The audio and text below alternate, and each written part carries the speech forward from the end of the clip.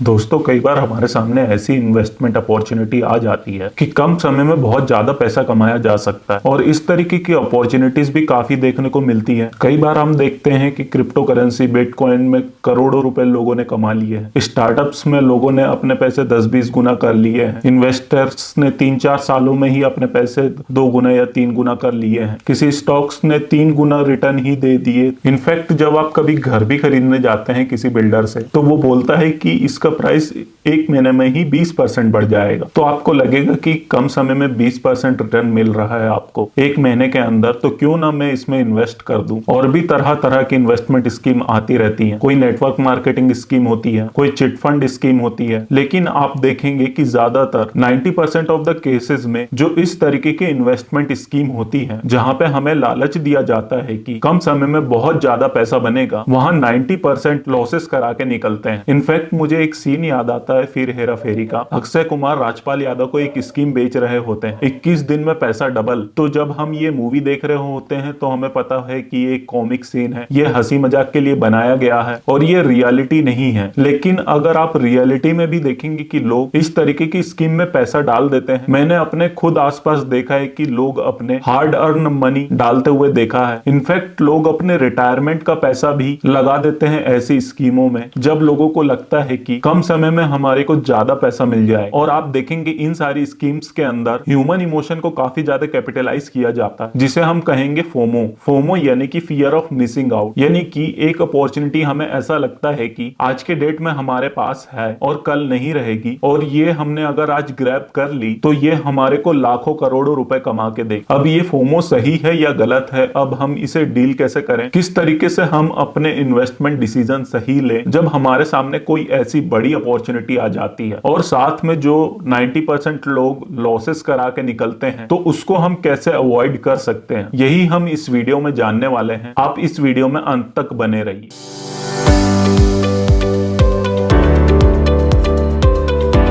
तो चलिए, सबसे पहले तो ये FOMO, fear of missing out, हमारे समाज में ऑपरेट कैसे करता है यही समझ लेते हैं। क्या ये कोई बीमारी है जिसको हम अवॉइड कर सकते हैं, या फिर ये एक ह्यूमन इमोशन है जिसको हम सही तरीके से अगर कंट्रोल में कर ले तो हम बेटर रिजल्ट्स निकाल सकते हैं। अब एक एग्जांपल से समझने की कोशिश करते हैं। लेट्स से आपका कोई ऑफिस कोलीग है, कोई फ्रेंड है, या फिर कोई फैमिली मेंबर है जिसके साथ आप काफी हैंग आउट करते हैं, काफी उठते बैठते हैं, और हम मान लेते हैं कि आपका और आपके फ्रेंड का लाइफ स्टाइल वो मोर और लेस बराबर ही है। सडनली आप देखते हैं कि आपके फ्रेंड का लाइफ स्टाइल सडनली कुछ 1 सालों में चेंज हो गया, काफी ज्यादा बढ़ गया है। उसने सडनली एक बड़ी गाड़ी खरीद ली है, मर्सिडीज खरीद ली है, या फिर BMW खरीद ली है, या फिर उसने काफी बड़ा घर खरीद लिया है, काफी ज्यादा पार्टीज में जाने लग गया है। जब आप ऐसा देखेंगे तो हो सकता है आप भी चाहें मैं वो चीज रेप्लिकेट कर सकूं। ऐसे में अगर आपको उसका फॉर्मूला पता चल जाता है कि ऐसे उसने बहुत कम समय में बहुत ज्यादा पैसा कमाया है और वो बहुत ज्यादा डिफिकल्ट भी नहीं है, तो आप भी उसे रेप्लिकेट करना चाहेंगे। इसी को हम बोलते हैं फोमो, जो एक तरीके की सोशल एंजाइटी है। जब हम देखते हैं अपने आसपास वालों को कि उनकी पार्टी चल रही है और हमारी क्यों नहीं चल रही है, अगर उसके पास एक अपॉर्चुनिटी थी और वो अपॉर्चुनिटी हमारे पास भी आ जाती है तो हम उसे रेप्लिकेट करना चाहते हैं। यही हो जाता है फियर ऑफ मिसिंग आउट, यानी कि ये जो ट्रेन आज की डेट में हमारे सामने खड़ी हुई है, ये कहीं निकल ना जाए, इसमें हम जल्दी से बैठ जाए। और आजकल के सोशल मीडिया के जमाने में ये काफी ज्यादा एम्पलीफाई हो जाता है। जब हम लोगों का लाइफस्टाइल देखते हैं ऑनलाइन, तो हमें भी ऐसा लगता है कि ये चीज इतनी डिफिकल्ट भी नहीं है, अगर ये कर सकता है तो मैं भी कर सकता हूँ। डेफिनेटली इंस्पिरेशन लेने में कोई बुराई नहीं है, लेकिन जब हमारे सामने एक फॉर्मूला रखा जाए कि कम समय में ये फॉर्मूला आप इसे रेप्लिकेट कर लीजिए, आपका इतना पैसा बन जाएगा, तो ध्यान से सोचना बहुत जरूरी है, क्योंकि अब हमें यहाँ पे पैसा लगाना है, हो सकता है वह लॉस ही हो जाए। और इस तरीके के फोमो के एग्जांपल हम काफी सारे देख सकते हैं, हमारे सामने ही हैं। बिटकॉइन में, क्रिप्टो करेंसीज में हमने देखा है लोगों ने काफी ज्यादा पैसा कमा लिया, लेकिन जिन लोगों ने काफी लेट एंट्री करी उसके बाद उन लोगों ने काफी ज्यादा लॉस करा लिया। अगर हम यूएस के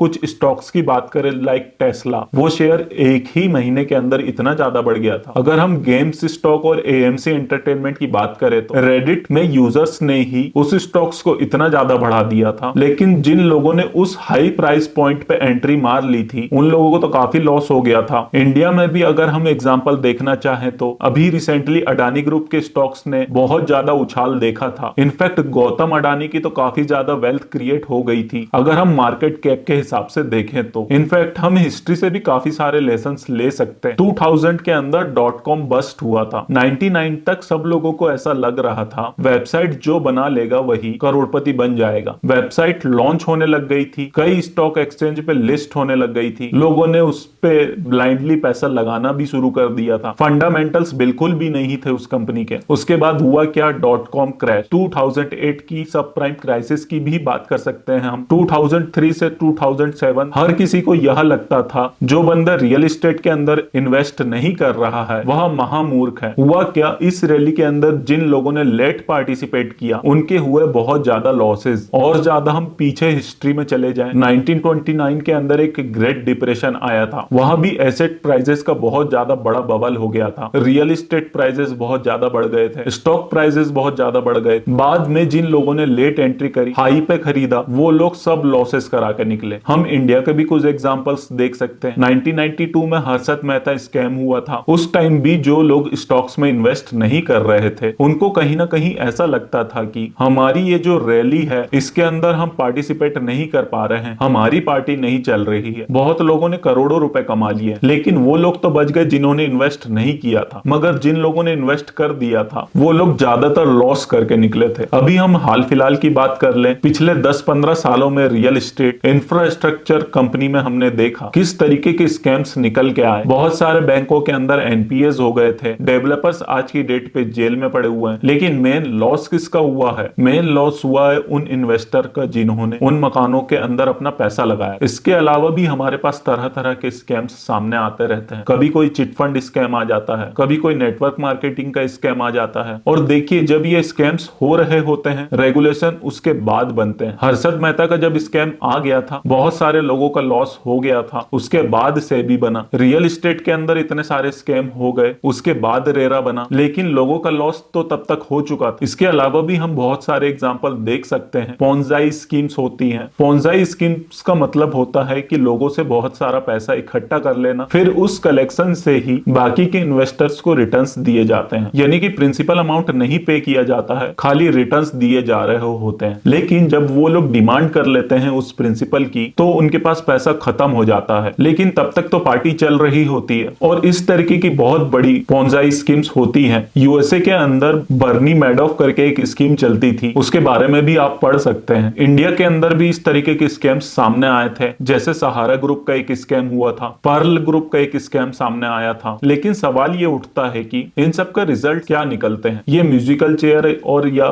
पासिंग द बैग जो गेम होते हैं उसी तरह ऑपरेट करते हैं। फाइनली जिसके पास बैग रह गया वो सारे लॉसेस लेके निकलेगा। और ये जिसके पास बैग होता है वो होता है रिटेल इन्वेस्टर, यानी आपके और मेरे जैसा आम आदमी। मगर आप ध्यान दीजिएगा, अगर आप जब हम इसके अंदर पार्टिसिपेट करते हैं, जब हम ये समझते हैं कि हमारे 10 फ्रेंड इस तरीके की इन्वेस्टमेंट में पैसा लगाया है, उस समय हमें इमोशनली काफी सिक्योर्ड फील होता है, काफी अच्छा लगता है कि हाँ, अगर इन लोगों ने पैसा बनाया है तो मेरा भी पैसा बनेगा। लेकिन मैं बता दूं आपको कि इन हाई रिस्क इन्वेस्टमेंट में लोग काफी ज्यादा लॉसेस लेके निकलते हैं, तो हमें जरूर यहां पर केयरफुल होना पड़ेगा। और आपको यह भी ध्यान देना पड़ेगा कि आप ऑनलाइन या फिर ऑफलाइन किसी की इन्वेस्टमेंट एडवाइस लेते हैं तो आप ध्यान दीजिएगा कि वो सिर्फ सक्सेस स्टोरी बता रहे होते हैं कि मैंने इस एक स्टॉक से इतना ज्यादा पैसा कमा लिया, कि इस एक पर्टिकुलर इन्वेस्टमेंट से इतना ज्यादा पैसा कमा लिया, लेकिन वो आपको बाकी के फेलियर्स नहीं बताते हैं। हो सकता है 90% स्टॉक्स में उसने काफी ज्यादा लॉस करा हो, और हो सकता है कि उसकी प्रॉफिट के सामने उसके लॉस काफी ज्यादा बढ़े। तो ये एनालिसिस करना हमारे लिए काफी ज्यादा जरूरी है। तो अब यहाँ पर देखिए, मैं जितने भी यहाँ पर इन्वेस्टमेंट के एग्जांपल दे रहा हूं, मैं ये नहीं कह रहा हूं कि वो इन्वेस्टमेंट खराब है या फिर वो इंस्ट्रूमेंट खराब है, यानी कि आप क्रिप्टो करेंसी में पैसा नहीं कमा सकते या फिर स्टॉक्स में पैसा नहीं कमा सकते या फिर नेटवर्क मार्केटिंग आपको बिल्कुल नहीं करनी चाहिए या फिर आपको क्राउड को बिल्कुल फॉलो नहीं करना चाहिए। इनफैक्ट स्टॉक्स के अंदर जो टेक्निकल एनालिसिस होता है वो मोमेंटम बेस्ड ही होता है। उसके अंदर हम यही देखते हैं कि कहां पे ज्यादा इन्वेस्टमेंट हो रही है, ऐसे स्टॉक्स को हम पकड़े। तो यहाँ पे सबसे पहले हमें ये जानना जरूरी है, फोमो कोई बीमारी नहीं है, ये एक ह्यूमन इमोशन है। मैं ऐसा समझता हूँ कि इससे छुटकारा पाना तो शायद नामुमकिन। मैं भी काफी सारे लॉजिकल डिसीजंस लेने की कोशिश करता हूँ, लेकिन फिर भी मुझे पता है कि फोमो होता है। कई बार अपॉर्चुनिटी सही में बड़ी होती है और हमें लगता है कि शायद ये सही अपॉर्चुनिटी भी हो सकती है। मैं आपको यहाँ पर एक एग्जांपल भी देना चाहूंगा। मैं एक इंटरव्यू सुन रहा था बिल गेट्स का, जहां पे वो बता रहे थे कि जब हार्वर्ड में उन्होंने कॉलेज ड्रॉप आउट किया था तो उस टाइम पे उन्हें लगा था कि सॉफ्टवेयर इंडस्ट्री में काफी ज्यादा बड़ी अपॉर्चुनिटी है। हालांकि उन्होंने अपना पूरा एनालिसिस कर लिया था, उसके बाद उन्होंने कॉलेज को ड्रॉप आउट कर दिया। तो वो उनका एक एनालिटिकल डिसीजन था, लेकिन फिर भी वो एक अपॉर्चुनिटी काफी बड़ी थी जिसको वो इनकैश करना चाहते। तो इसीलिए मैं इसे ऐसा समझता हूं कि डेफिनेटली हमारे पास कोई ना कोई ऐसी अपॉर्चुनिटी आती है जो बड़ी भी हो सकती है और सही भी हो सकती है, इसलिए उसे हमें एनालाइज करना बहुत जरूरी है। और यहाँ पे हम अपना सकते हैं 5 स्टेप अप्रोच। तो इसमें हमारा पहला स्टेप आ जाता है check trustworthiness of investment adviser. Trustworthiness of investment advice यानी कि जो कंपनी आपको इन्वेस्टमेंट एडवाइस दे रही किसी पर्टिकुलर प्रोडक्ट में डालने के लिए, तो आप ये पता लगाइए कि उसकी क्रेडिबिलिटी क्या है, क्या आप उस पर ट्रस्ट कर सकते हैं, और अगर आप उससे सवाल पूछ रहे हैं तो आपको सेटिस्फैक्टरी जवाब दे रहे हैं या फिर वो आपके क्वेश्चंस को अवॉइड करते हैं। अगर आपके क्वेश्चंस को अवॉइड करते हैं तो आप इन्वेस्टमेंट को भी अवॉइड कर सकते हैं। Step number 2, invest only in what you understand, यानी कि जो इन्वेस्टमेंट और प्रोडक्ट आपको समझ में आए उसी में आप इन्वेस्ट करिए। इनफैक्ट वॉरेन बफे भी यही बोलते हैं, आप उन्हीं कंपनी में पैसा लगाइए जो आपको समझ में आती, यानी कि आप अगर किसी स्टॉक्स में इन्वेस्ट करना चाहते हैं तो आप उसका पूरा एनालिसिस करिए, यानी कि उसकी प्रॉफिटेबिलिटी समझिए, वैल्यूएशन कितनी है, डेट तो नहीं है कंपनी के ऊपर, मैनेजमेंट कैसी है। सिमिलरली आप दूसरे इन्वेस्टमेंट में भी पैसा डालना चाहते हैं तो उसके रिटर्न्स देखिए कितने आ रहे हैं, आपको सेफ्टी कितनी मिल रही है। थर्ड स्टेप और very very important step, take time in time sensitive investment. मैं इसको एक बार रिपीट कर देता हूं। टाइम सेंसिटिव इन्वेस्टमेंट का मतलब है, अगर आपको कहा जा रहा है कि आप आज ही मेरे को एक चेक दे दीजिए या फिर आज ही इसके अंदर इन्वेस्ट कर लीजिए, कल इस चीज का प्राइस बढ़ जाएगा या फिर कल आपको ये अपॉर्चुनिटी नहीं मिलेगी, तो आप वहां पे जरूर समय लीजिए। तो आपको वहां पे जो भी बंदा आपको प्रोडक्ट बेच रहा है आप उसको कहिए कि मेरे को 2 दिन लगेंगे या 3 दिन लगेंगे, उसके बाद ही मैं आपको अपना डिसीजन बता पाऊंगा। मेरा ऐसा मानना है कि जहां पे भी आपको प्रेशराइज किया जाता है आज डिसीजन लेने के लिए, आप ये मान के चलिए अगर आपने वो चीज अवॉइड कर ली तो आपने 90% लॉसेस अपने अवॉइड कर लिए। इनफैक्ट मैं आपको एक एग्जांपल भी दे सकता हूं। स्टॉक मार्केट के अंदर ऐसा नहीं है कि मार्केट सिर्फ ऊपर जाती रहती है, हमेशा साइकिल्स में ऑपरेट करती है। मार्केट कभी ऊपर जाती है फिर नीचे आती है, जब मार्केट नीचे आएगी तो आपको दोबारा अपॉर्चुनिटी मिलेगी। रियल एस्टेट की भी ऐसी ही साइकिल्स हैं। कई बार हमें ऐसा स्टार्टअप्स में भी लगता है, अर्ली स्टेज स्टार्टअप होता है, उसके अंदर आप इन्वेस्ट करना चाहते हैं या फिर कोई भी इन्वेस्टर इन्वेस्ट करना चाहता है, उसको दिख रही होती है काफी बड़ी अपॉर्चुनिटी कि ये कंपनी यहाँ पर बहुत ज्यादा ग्रो कर रही है, लेकिन हमें यह समझना होगा कि उसके साथ आ जाता है बहुत बड़ा रिस्क, वो कंपनी बंद भी तो हो सकती है। सिमिलरली स्टॉक्स के अंदर भी छोटे स्टॉक्स भी होते हैं, कंपनियां बहुत छोटी भी होती हैं, वहां पे भी आप इन्वेस्ट कर सकते हैं, लेकिन हमें पता है कि वो कंपनी बंद भी तो हो सकती है, आपकी इन्वेस्टमेंट जीरो भी तो हो सकती है। इसलिए यहाँ पर बहुत जरूरी हो जाता है कि हम 4th स्टेप भी फॉलो करें, यानी कि रिस्क फैक्टर एलोकेशन। यानी कि अगर हमें अपने नेटवर्थ का कुछ पैसा हाई रिस्क इन्वेस्टमेंट के अंदर डालना है तो उसको हम लिमिटेड डालें। हमने ये कहावत तो सुनी ही है, हाई रिस्क हाई रिटर्न। उसके अंदर हम एक चीज और ऐड कर देते हैं, हाई रिस्क हाई रिटर्न लो एलोकेशन। यानी कि अगर एक फॉर एग्जांपल अगर आपकी नेटवर्थ 1 करोड़ रुपए की है तो आप इन हाई रिस्क इन्वेस्टमेंट के अंदर 10% से ज्यादा पैसा मत एलोकेट कीजिए, 5 लाख 10 लाख से ज्यादा पैसा मत डालिए। और इसका फायदा क्या होगा, अगर मान लीजिए वो इन्वेस्टमेंट आपकी 10 गुना 20 गुना या 50 गुना हो जाती है तो डेफिनेटली आपको काफी ज्यादा अच्छा रिटर्न्स मिल जाएंगे, आपके ओवरऑल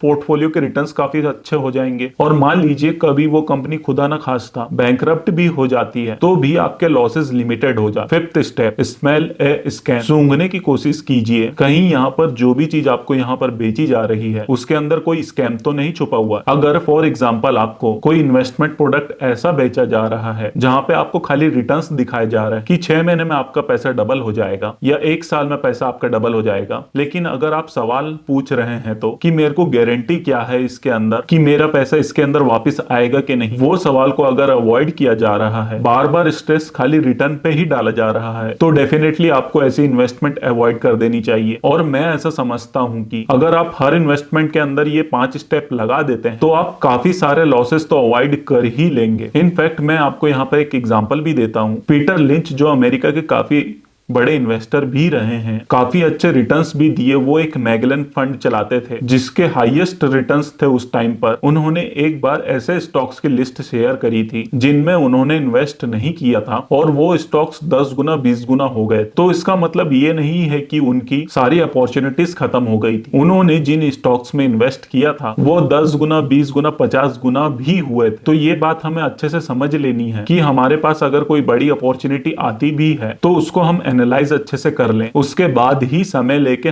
हम अपना डिसीजन ले। मैं उम्मीद करता हूं ये वीडियो आपको पसंद आया होगा। इसको लाइक और शेयर जरूर कीजिए, अपने फ्रेंड्स और फैमिली मेंबर के साथ इसको शेयर जरूर कीजिए। आई एम श्योर इस वीडियो से उनको भी कुछ ना कुछ वैल्यू जरूर मिलेगी। और अगर आप मेरे स्टॉक्स की लिस्ट देखना चाहते हैं तो आप मेरे इंस्टाग्राम चैनल को सब्सक्राइब कीजिए, उसका लिंक मैंने डिस्क्रिप्शन में दे दिया है। और अगर आपने इस चैनल को अगर अभी तक सब्सक्राइब नहीं किया है तो नीचे सब्सक्राइब का बटन है, उसके दबा के उसके बगल में बेल आइकन भी दबा दीजिए, जिससे आपको लेटेस्ट वीडियो का नोटिफिकेशन आपके मोबाइल या लैपटॉप में मिल जाए। तो मिलते हैं अगले एक ऐसे ही इंफॉर्मेटिव वीडियो में, तब तक के लिए this is Jayant Verma signing off, bye bye.